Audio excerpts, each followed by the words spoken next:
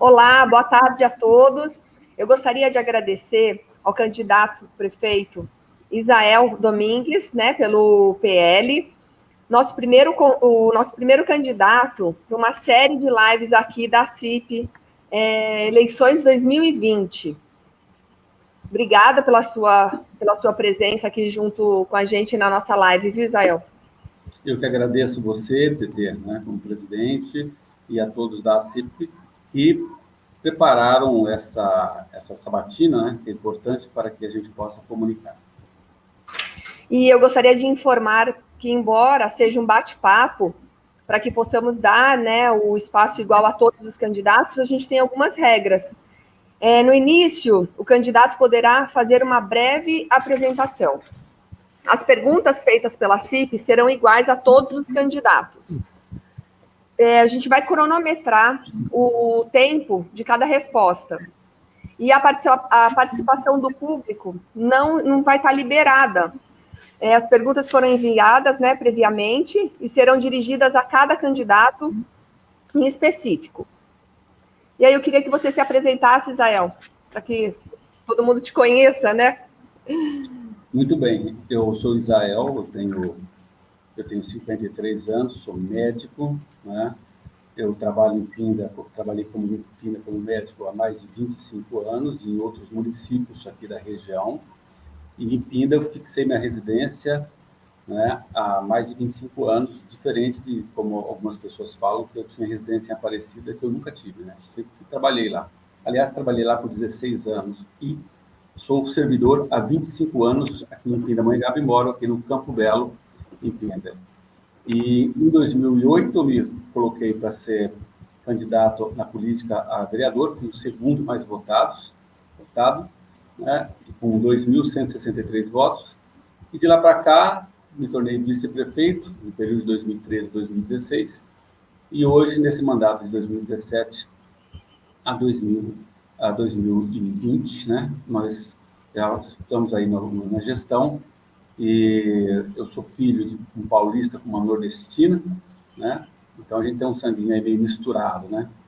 Então a gente estamos aí querendo mostrar, né, na nossa conversa, né, o que nós fizemos e as proposituras para os próximos 4 anos, se eleitos for. Legal. A gente queria começar com o desenvolvimento econômico. Como que o seu governo pretende incentivar a vinda de lojas âncoras para o centro da cidade e novas indústrias também para o parque industrial? Olha, TT, essas lojas âncoras, normalmente, ela segue alguns indicadores financeiros, né, que, através desses indicadores de marketing financeiro, determina se essas lojas elas vão para determinados locais e regiões, né? Lógico que sempre com o viés financeiro, né? Elas têm que ter um retorno financeiro, né? E a nossa missão como gestor é tornar a cidade mais atrativa. Quando a gente fala em tornar a cidade mais atrativa, eu falo preparada. E aí, o que a gente percebe que os investidores eles querem se sentir? A cidade organizada, que tudo tem uma rotina e tem um fluxo. Então, veja bem, a gente tinha antes uma unidade de emergência. Hoje, os 4 polos, aliás, sempre com a visão descentralizadora que eu tenho, os 4 polos têm emergência, né? Você pega lá Moreira, Araretama, Cidade Nova, Centro, né?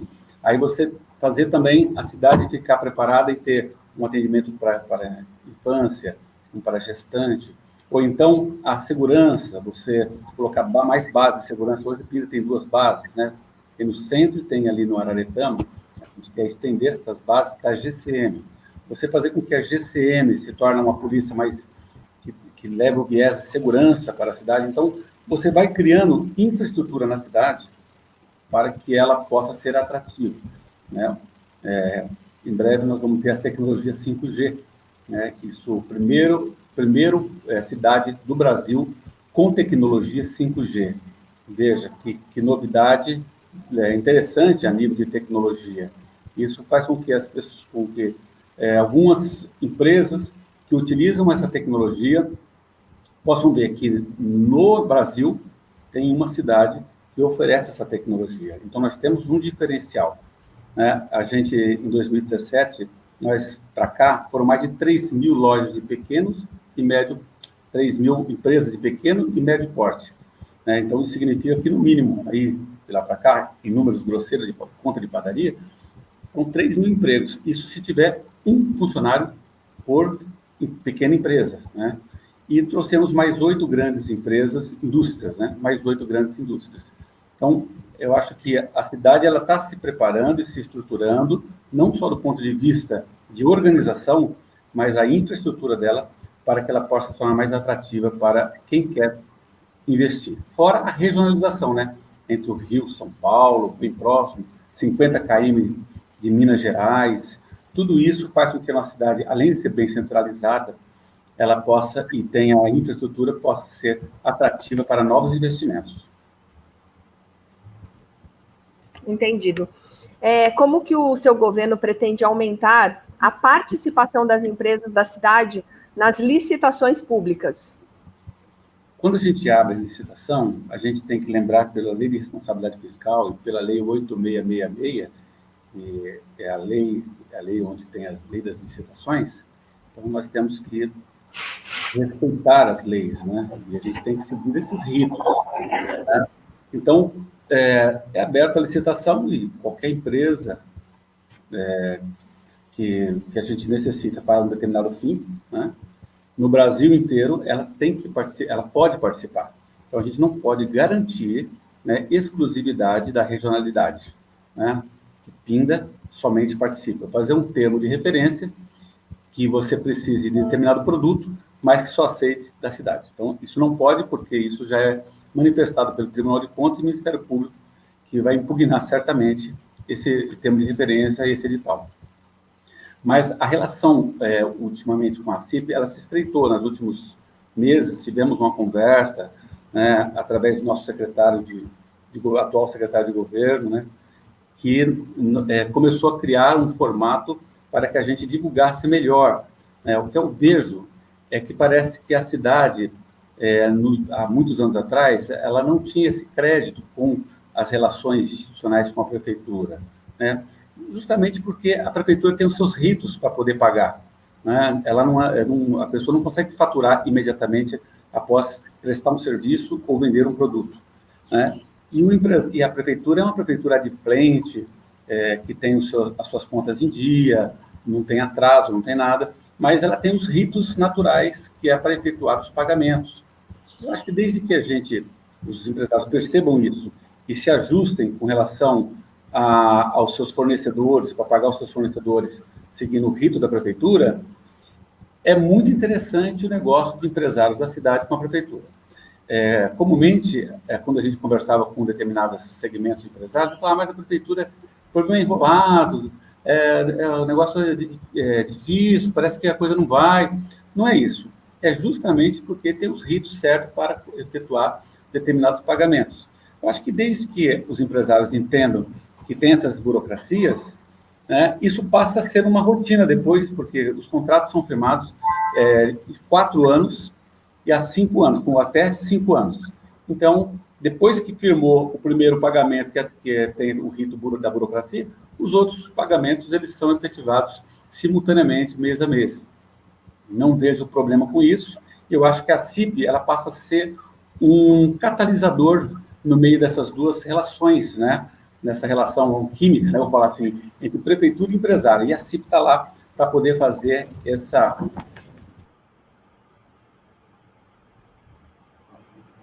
Olha, gente, acho que o Israel deve ter caído. Isso acontece, né? A gente sabe que a tecnologia é assim mesmo. Antigamente, a gente se preocupava com o horário por causa de trânsito, e hoje, infelizmente, é a tecnologia que vai responder aqui a nossa live.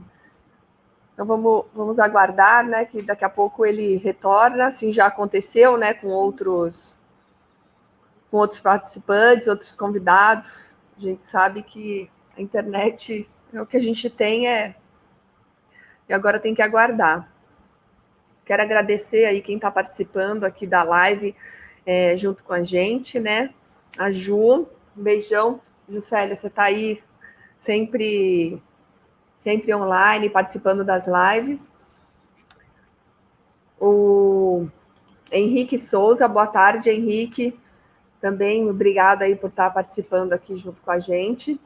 A Silvia Helena, beijão para você, Silvia. Obrigada aí por você estar participando aqui da live também, junto com a Associação Comercial. Também está sempre presente, né, em todas as lives. O pessoal da Casa Forone também. Ele voltou.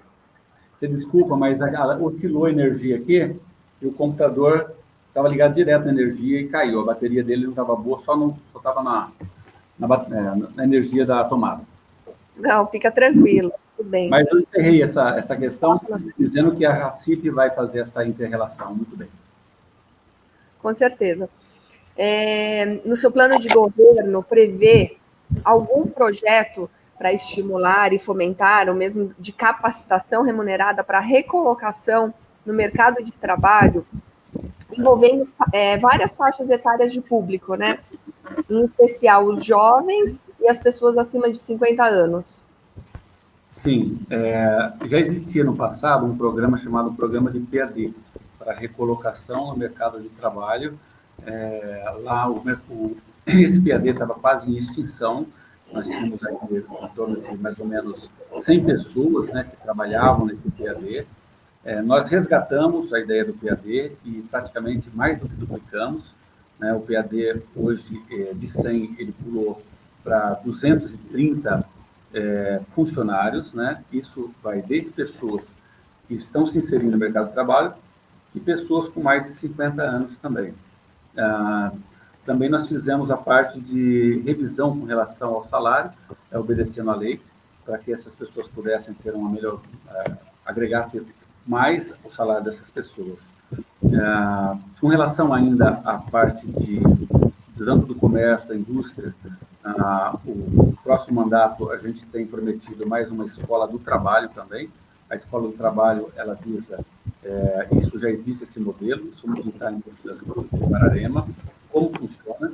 A nossa conversa junto com o presidente do Sistema S, do Senai, no caso, em fazer parcerias para que a Prefeitura, com a Escola do Trabalho, possa produzir cursos que sejam realmente efetivos para a colocação no mercado de trabalho para jovens e adultos, né? Então, isso nós estamos prevendo para o Distrito de Moreira César, uma escola, a primeira escola, né?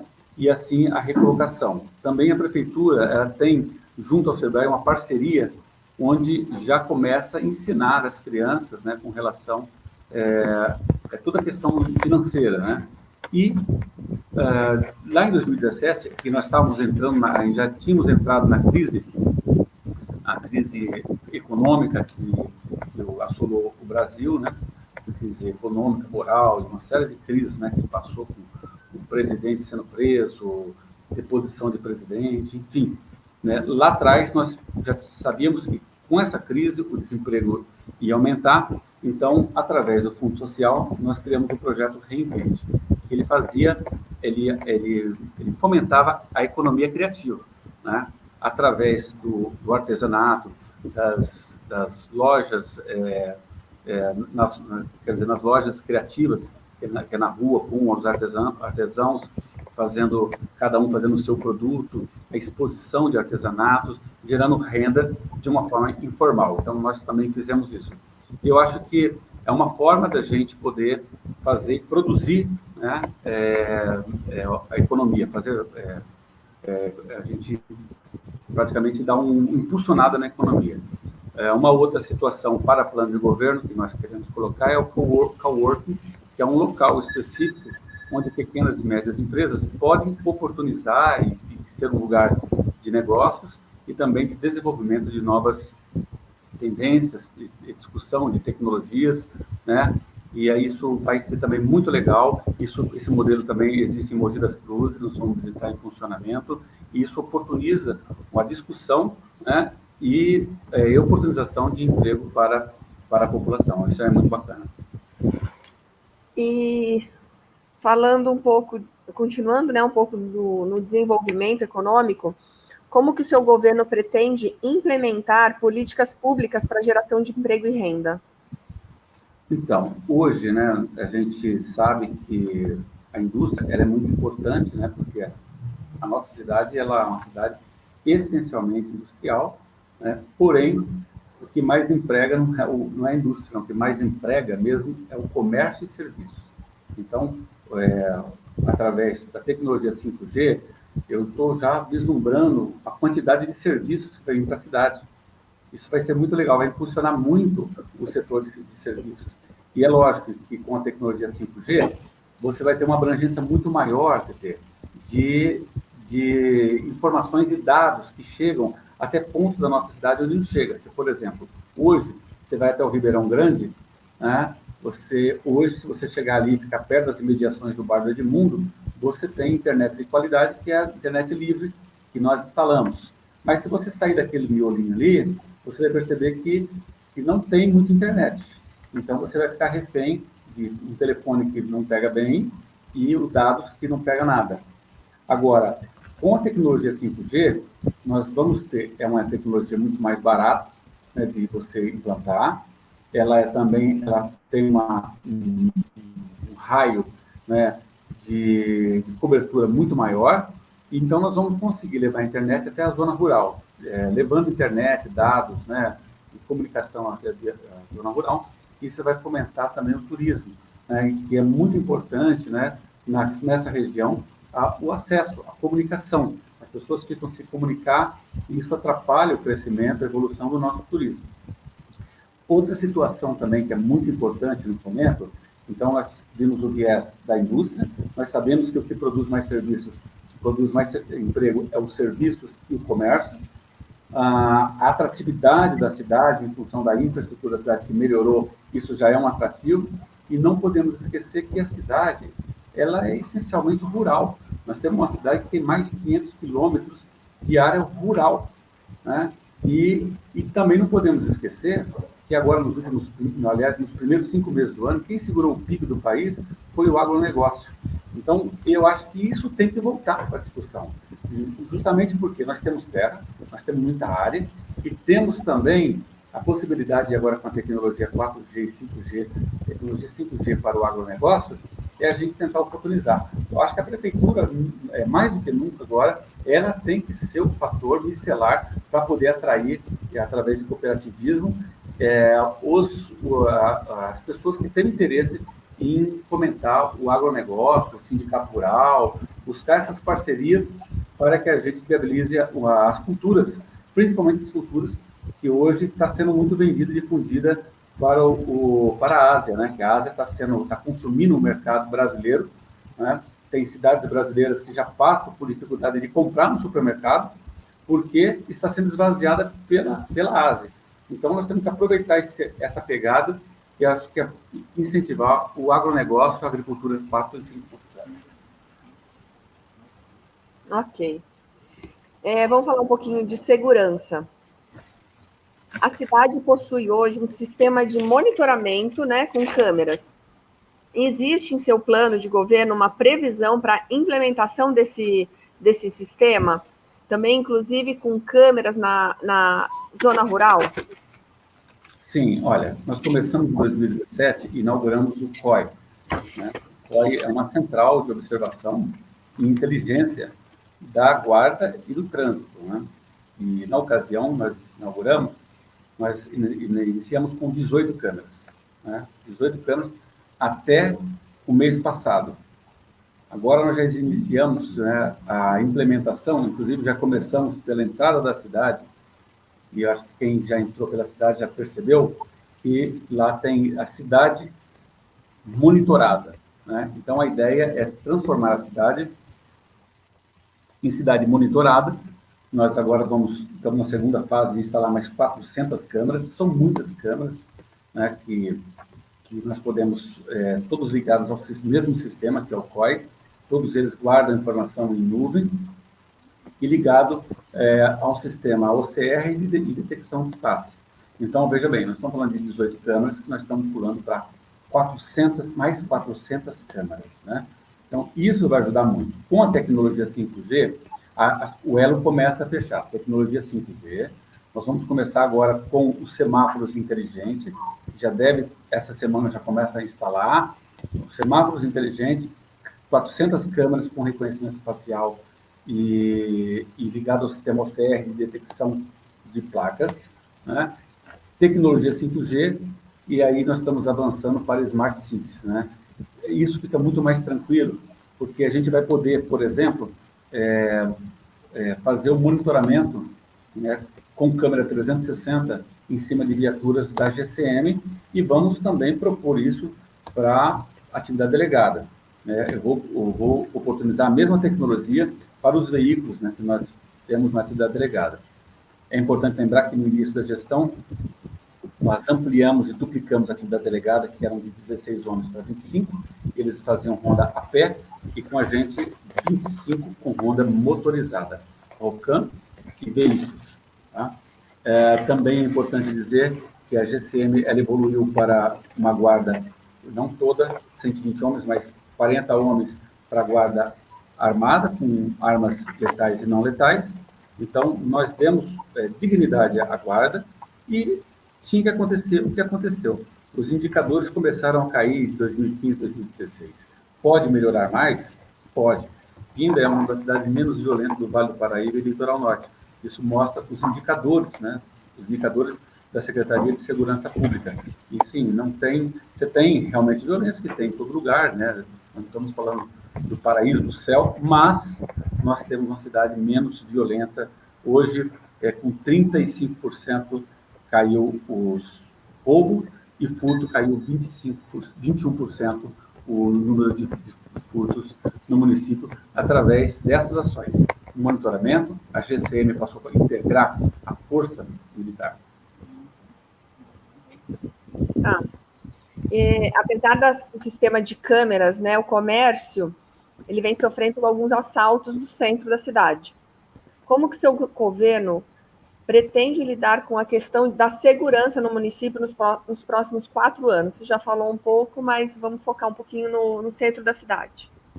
Agora, a gente, é uma coisa recente que começa a instalar, que eu já falei na questão anterior, sobre as câmaras, que são coisas muito recentes, começou um processo, esse processo vai se estender por esse ano e para o ano que vem. Então, perceba que isso são câmeras que são colocadas em pontos estratégicos da cidade, 400 é muita câmera, e pontos estratégicos da zona rural também, só puxando um pouquinho, porque existe também muito furto de gado também. Então, temos pontos estratégicos de furto de gado. E então, nós temos que ver isso aí. Em 400 câmeras, você praticamente faz um cinturão, fecha a nossa cidade com relação a essas questões. Eu acho que a pergunta anterior, ela aborda muito bem quando nós aumentamos o poder de polícia, né, porque a guarda ela passa a ter um poder de polícia, tanto para multar, quanto para fiscalizar, para dar voz de prisão e usar até, se preciso for, armas letais. Então, a gente gostaria de evitar ao máximo isso, né? Mas a guarda está sendo preparada, tanto do ponto de vista, já foi preparada do ponto de vista psicológico, psicotécnico, com tiro, né, as provas de balísticas, e agora a gente pretende também criar uma academia para a nossa guarda, né? A academia vai funcionar no sentido de aprender não só a defesa pessoal, continuar tendo as provas de tiro, mas também ter as aulas onde aborda o respeito ao cidadão, a abordagem ao cidadão. É muito importante um tema, né, porque fala-se muito sobre a militarização da guarda e o respeito às classes sociais, e principalmente ao negro que fica na base da pirâmide. Então, a gente respeita muito essa discussão, e essa reflexão também, ela tem que ser trazida à guarda, para que nós não tenhamos uma guarda tão ostensiva quanto nós vimos aí recentemente em tragédias como aconteceu recentemente nos Estados Unidos. Então, eu acho que a guarda tem que ser preparada para se respeitar o cidadão, não precisa de mais nada, né? Dialogar, conversar, mas também tem que ser preparada para se defender. Haja visto, ele porta uma arma que é de interesse do miliante, né? O miliante tem interesse por aquele produto. Então, ele tem que saber, talvez, também se defender. Então, no próximo governo, nós pretendemos não só ampliar a parte de monitoramento, mas também a academia que já tá em andamento a conversa para que a Guarda possa continuar sendo preparada, e não só ela, mas que sirva também a Polícia Militar para que possa fazer uso. Quero agradecer o comentário aí da Valéria. Parabéns à CIP pela iniciativa. Ouvir as propostas dos candidatos é primordial para decidirmos em quem votar. Beijão, Valéria. E também tem um comentário aqui do Igor. Muito legal as câmeras na área rural. O número de roubo de gado é muito grande na região. Beijão, Igor, para você também. No seu plano de governo, contempla a implementação de atividade delegada com o aumento de número de efetivo? Sim. Nós ampliamos, como eu tinha dito, em 2017, de 16 para 26 policiais. E o avanço foi fantástico, porque a gente partiu de uma situação que nós entramos com 0 policiais, né? Na verdade, eram 16 em 2016. Aí, quando nós entramos em 2017, ficou 0. Né? Nós tivemos um problema junto ao CRMC, né, que é a Certidão de Regularização do município. Foi deixado algumas continhas para ser pago, mas nós resolvemos isso demorou para a gente, eu acho que quem lembra, em maio, nós começamos a regularizar, e aí nós já pulamos para 26. E logo em seguida, no mesmo ano, já conseguimos fechar com veículos. Evidentemente que aumentamos o efetivo e aumentamos o efetivo da Guarda. A gente tem a intenção de aumentar o efetivo da polícia. Isso é muito importante, porque isso aí, na verdade, é um gasto que você tem e, na verdade, você economiza satisfação para o cidadão. A outra situação também é que nós devemos aumentar as rondas com bikers. Nós já fazemos isso, mas nós temos que ampliar e modernizar essa ronda com bikers por GCM. A outra situação é que nós criamos o canil, não existia canil, hoje nós temos um canil com 3 cães, e esses canis são cães treinados para convívio com a sociedade, e também tem outras funções também, além de preservar, diminuir a violência, situações de agitação e também farejadores, eles também servem para fazer a patrulha, tá? E isso vai ajudar também, aumentando o nosso canil. Nós queremos estender esse canil para que a gente possa fazer também a patrulha com cães. Tudo isso mostrando, né, que para o miliante, que a cidade, ela, principalmente a questão do comércio, o centro da cidade, que a cidade está sendo vigiada, está sendo monitorada, né? E eu acho que isso faz com que a gente se sinta, tenha a sensação de segurança, e os indicadores, que são mais importantes, vão começar a demonstrar que eles estão despencando, como já teve desde 2016. E também, né, no seu plano de governo, contempla algum planejamento para a implantação da disciplina do empreendedorismo e educação financeira na grade curricular das escolas municipais? Então, isso aí já está acontecendo na rede municipal. Acontece que começou a implementar e logo entramos em pandemia, né?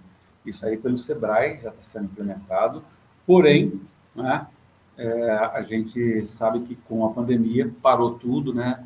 A gente não teve como trabalhar a educação de uma maneira geral, né? Assim que a gente retornar, né? A gente não está vendo previsão de retornar nesse ano, nós estamos estudando a cada dia, mas existe um estudo feito entre pais, de alunos, toda a rede, professores, todos aqueles que estão envolvidos com o ambiente escolar, e a gente percebe que não existe uma tendência para o retorno às aulas em função do medo e da preocupação que assola não só as crianças, mas o que as crianças podem levar para dentro dos lares. Então, eu não vejo retorno. Porém, retornando, isso já está afirmado, com o SEBRAE o retorno para a gente poder discutir não só a questão financeira, mas a questão do empreendedorismo e para que as crianças possam já ser criadas nesse ambiente empreendedor.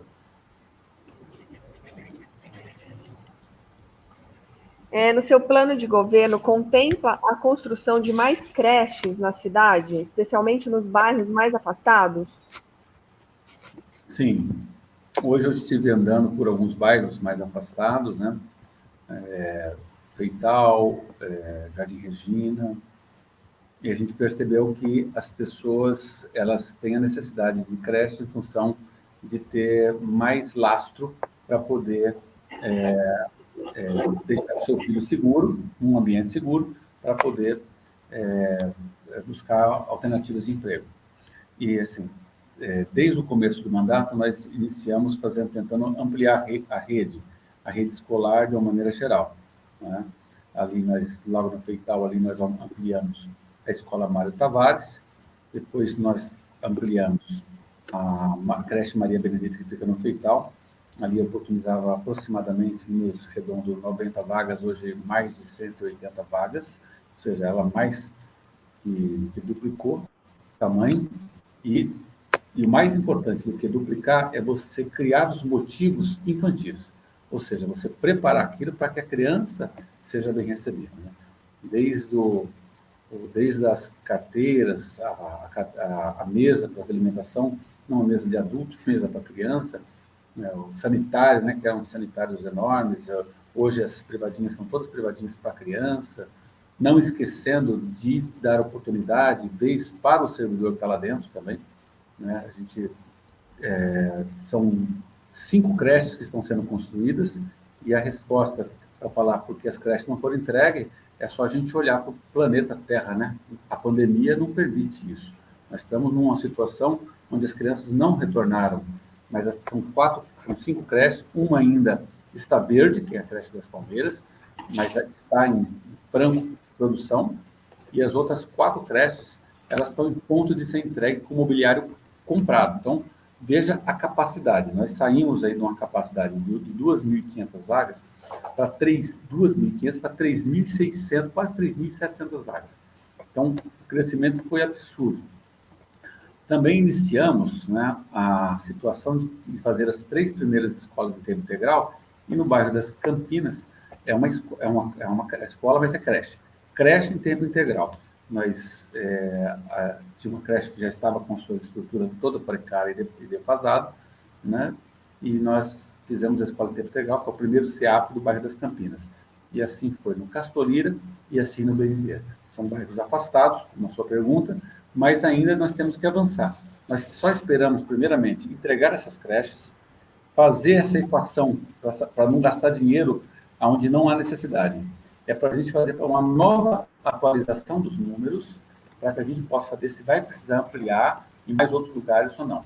Assim, há uma necessidade hoje, andando pelo bairro de Jardim Regina, então eles pediram que, para que as crianças não fossem lá no Feital, que é na creche Maria Benedita, que fizesse a creche ali para eles no Jardim Regina, e eu já tenho a área, que é uma área que foi doada ali pelo TUNC, é uma área de 5 mil metros. Então, eu acredito que nós estamos avançando para isso.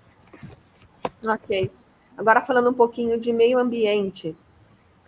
Pinda enfrenta um problema sério com o destino do lixo e dos resíduos sólidos. Qual a alternativa viável para um novo aterro sanitário? Então, a gente tem um aterro sanitário, ele não está esgotado. Aliás, quando eu entrei aqui, sempre falava que o aterro ia esgotar, né? Entrei em 2017, o aterro vai esgotar. Passou 17, o aterro está lá. Ele vai esgotar, pressão psicológica, vai esgotar, vai esgotar, vai esgotar, e o aterro está lá, e a gente consegue fazer o alteamento, né?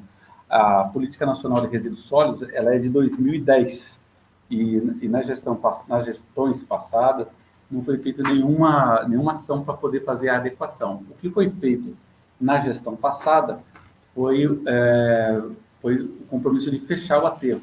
Eu acho que vocês estão lembrados, que era o compromisso de fechar o aterro e fechar o aeródromo municipal, que não é centenário, mas tem mais de 60 anos o aeródromo municipal.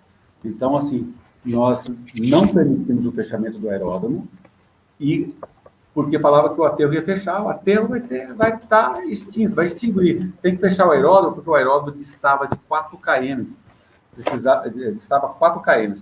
E pela lei, né, a ANAC dizia que tinha que ter, salvo meu engano, 9 km. 9 km. Então, bom, o aterro continua recebendo. Nós fizemos, segundo a CETESB, nós fizemos o alteamento conforme a CETESB ela orientou fazer, né? Realmente, ele vai precisar ser feito um novo aterro sanitário, mas não era aquilo que se falava antes, né? Que já estava se esgotando, né? O nosso aterro, ele é fiscalizado pela CETESB, às vezes existem alguns apontamentos, e a própria pioneira, que ela faz o controle e a gestão do aterro, ela faz as correções, né? Mas, de qualquer forma, ele está vigente, né? E a gente, o futuro é que nós estamos num processo ainda de licitação de toda essa questão do lixo, não só da coleta do lixo, mas também da manipulação desse lixo, o destino final do lixo também, que é o aterro, também está nesse termo de referência, e evidentemente que nesse próximo termo de referência, nós já estamos preparando a cidade para que a empresa que ganhar, ela já pense na forma como vai ser o destino do lixo. Nós queremos isso. Apesar de que falavam que iam fechar em 2017, em 2019, não fechou, nós sabemos que ele está com a tendência de fechar. É lógico, de extinguir. Então, nós já estamos preparando, no termo de referência, aonde será, a empresa vai ter que destinar, aonde será o destino do lixo, né? É importante lembrar que hoje o aterro custa em torno de 156, 150 e poucos reais a tonelada de operação do aterro, né? E terceirizando, a tendência é cair o valor dessa tonelada, para a faixa de uns 100, 100 e poucos reais, deve cair essa tonelada. Então, é muito mais vantajoso para o município e usar futuramente aquela área não dá para fazer método construtivo naquela área. É a entrada da cidade, e nós queremos o melhor na entrada da cidade. Mas a gente pode futuramente beneficiar aquela área para fazer um parque linear, uma praça. É possível fazer, já acontece em outras cidades, é possível. Falar um pouquinho do turismo. A gente recebeu uma pergunta, né, enviada pelo site do André Rodrigues. O turismo é uma indústria limpa que traz divisas. O que você pretende fazer para que essa área seja mais explorada? Então, nós temos aqui a Serra da Mantiqueira, né, muito bonita, inclusive, né, as maiores e melhores da Serra está em Pindamonhangaba, né? Nós temos aí, né, o Pico Itapeva, por exemplo, né? Tem outras regiões, né?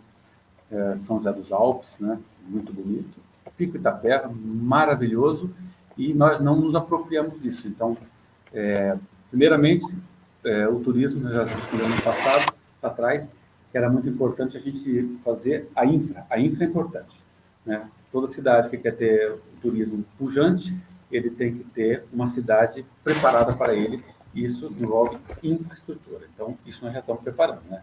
Descentralização da saúde, da guarda, da educação, enfim. Saneamento básico, isso aí é importante. Agora, é importante também que a cidade esteja organizada para o turismo, né? Eu acho que essa é a grande sacada. A gente está evoluindo para o MIT, que é o Município de Interesse Turístico, que é pleiteando recursos junto ao governo do Estado, desde 2017. Né? Nós quase conseguimos o MIT, mas nós ficamos na classificação mais para baixo, e estamos trabalhando politicamente para a gente conseguir investimento do governo do Estado para o MIT. Né? Nós temos uma cidade que está bem centralizada e tem, como eu falei, né, todo o turismo rural e Serra da Mantiqueira para ser explorado. A gente precisa se apropriar, né, da nossa vocação. A nossa vocação é serra, serrana. Nós temos, ainda tem as duas coisas, né? Tem vale e tem serra. Então, se é serrana e se é rural, a gente tem que se apropriar dessa vocação. E como nós vamos fazer isso? Para a gente chegar no Pico Itapeva, é um absurdo. Nós temos a estrada da Serra Negra. Como você vai chegar lá no Pico Itapeva? Essa estrada da Serra Negra é uma estrada minúscula que mal a gente consegue ir com segurança, né, e de terra. Então, recentemente, a gente está conversando com a família Vidal, foi uma conversa recente que nós tivemos o interesse de fazer uma parceria público-privada, uma PPP, junto com a Fazenda a Abdala. Essa conversa fluiu coisa de 2, 3 meses atrás e está indo muito bem, para que a gente, com o CMBio, discutir com o CMBio a possibilidade de a gente tomar posse do Pico Itapeva, né, e ter acesso à região alpina da nossa cidade, né, que nós não temos. E isso é muito importante. A gente consegue, quem sabe, desviar o fluxo, né, de pessoas que vão para Campos do Jordão, mas que desvia o fluxo para a nossa região, que é a região rural, né, e aí você começa a fomentar o rural.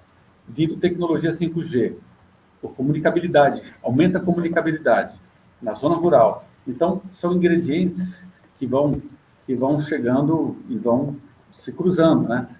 Câmeras de monitoramento que dá segurança para o cidadão. Eu acho que nós estamos no caminho para que o turismo possa crescer e aumentar. Muito bom. Agora falando um pouquinho de saúde. No seu governo, qual será a estratégia para diminuir a demora no agendamento de consultas e cirurgias do SUS? Bom, nós temos uma situação sui generis agora, que é a pandemia. E a pandemia, ela de fato, por uma questão de cautela, o Brasil teve uma conduta, né? Fechar os hospitais para cirurgias eletivas. Entende-se por cirurgia eletiva aquela cirurgia que a gente pode esperar, né? Então, não cirurgia de emergência, ela é aquela que não pode esperar, você tem que ser feito, senão você tem a integridade da vida da pessoa em torno. Então, por um certo momento, e por questão de pandemia, foi suspenso as cirurgias eletivas, e a gente percebe nas andanças, até os nossos indicadores mostrando que tem muitas pessoas esperando cirurgias eletivas, de varizes, hérnia, cirurgia ginecológica, ortopédica, mas que são cirurgias eletivas. Então, assim, a primeira coisa é que a gente precisa ter os critérios pós-pandemia para a gente começar a liberar as cirurgias. E já estão sendo liberadas, paulatinamente já estão sendo liberadas. Essa é uma questão, né? A segunda questão é que nós podemos comprar serviços, né?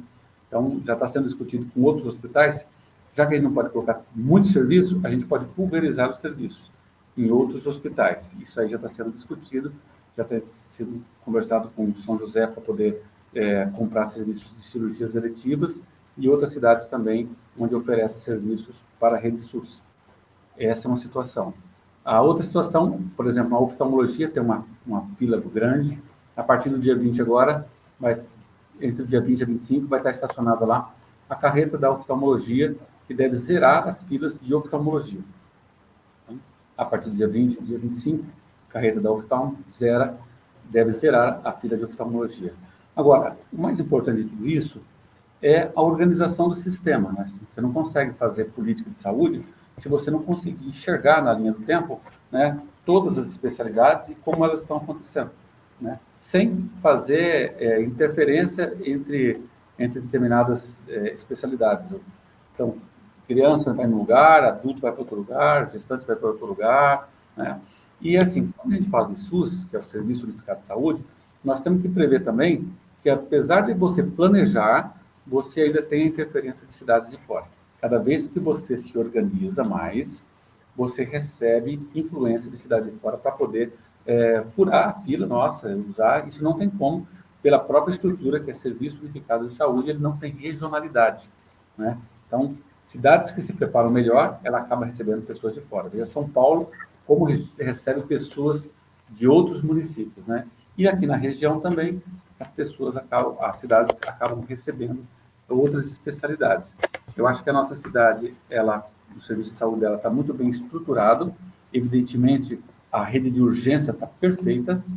A rede de urgência não tem que mexer. Mexer só com recurso humano. Talvez um recurso humano ou outro, melhorar profissionais, mas o grande passo agora é acertar a questão do AME, que é do governo do estado, lá em Taubaté, que é responsável do estado, e aí nós vamos ter a especialidade toda lá, e a nossa rede de atenção básica.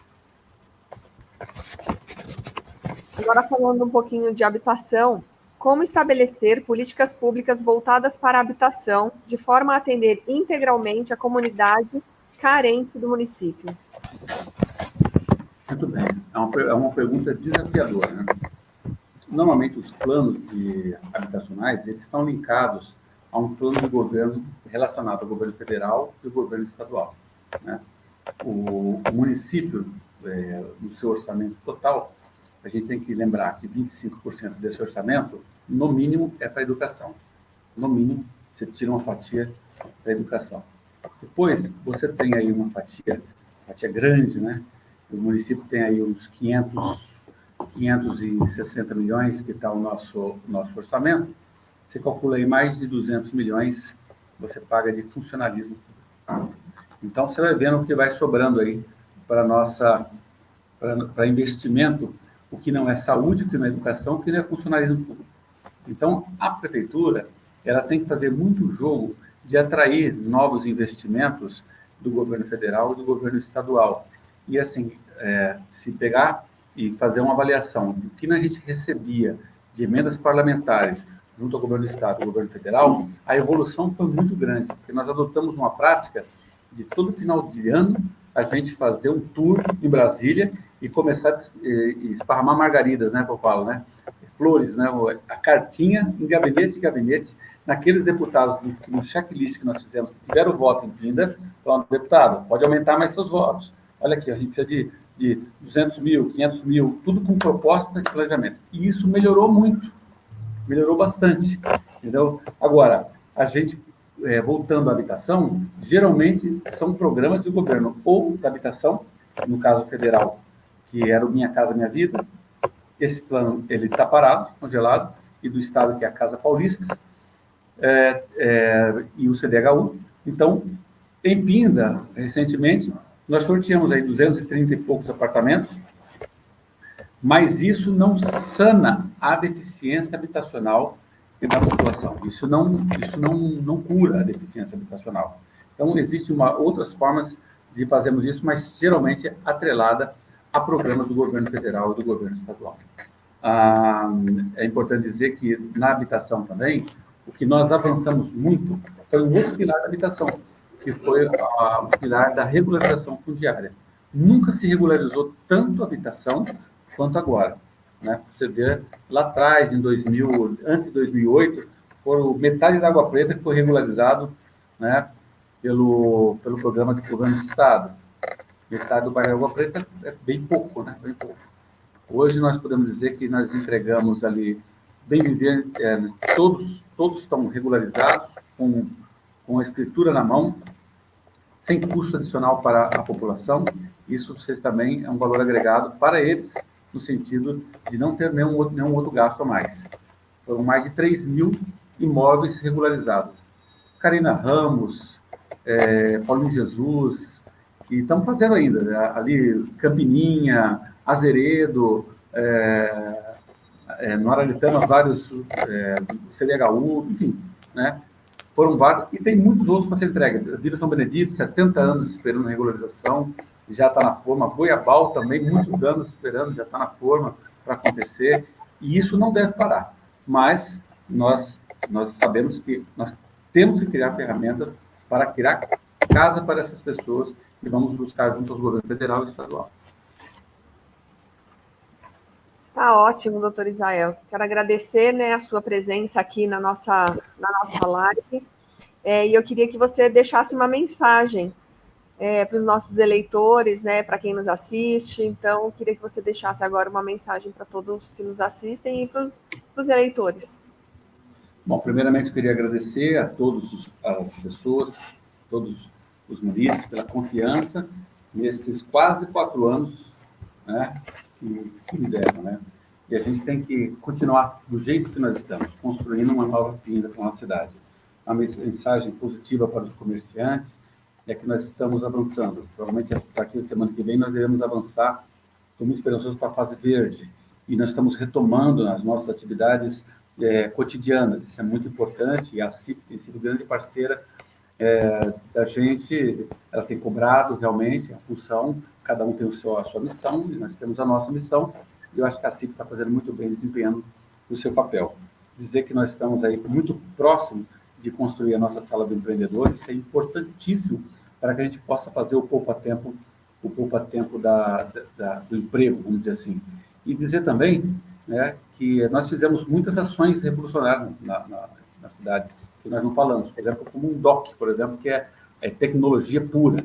Então, e por que não fazer a sala do empreendedor? Sim, devemos fazer a sala do empreendedor e devemos criar outros formatos de tecnologia para que a gente possa crescer mais. E para finalizar, eu acho que a cidade está indo tão bem, está tão pujante, está tão organizada, que eu não poderia pedir para vocês mais 4 anos. Eu peço voto no 22 e a gente sabe que nós temos um trabalho muito grande para fazer pela cidade.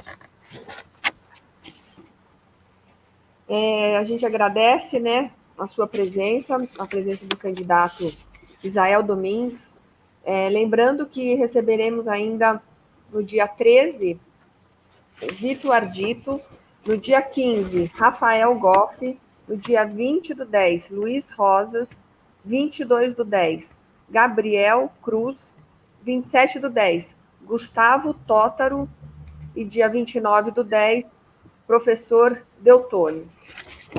Eu gostaria de deixar aqui também a nossa mensagem da CIP, dizendo que a gente tem o mês das crianças, né? E que a gente tá rolando aí um concurso cultural, show de talentos. Então a gente espera os vídeos das crianças, né? A gente tem 2 categorias, que é de 4 a 6 anos e de 7 a 9 anos. Então a gente aguarda aí que as mães, a gente tem recebido bastante vídeo, então a gente espera que as mães mandem os vídeos, né, para as crianças estarem participando e concorrendo ao tablet, desculpa, ao tablet. Então, são 2 tablets que a Associação Comercial vai estar dando para o melhor show de talentos. Doutor Isael, muito obrigada, né, pela sua presença aqui na nossa live e para também esclarecer, deixar claro aí para os seus eleitores todo o seu trabalho e o trabalho futuro. Muito obrigada pela sua presença e gratidão por estar aqui. Muito obrigada e eu aguardo vocês todos na próxima live. Joia, Tete. Obrigada.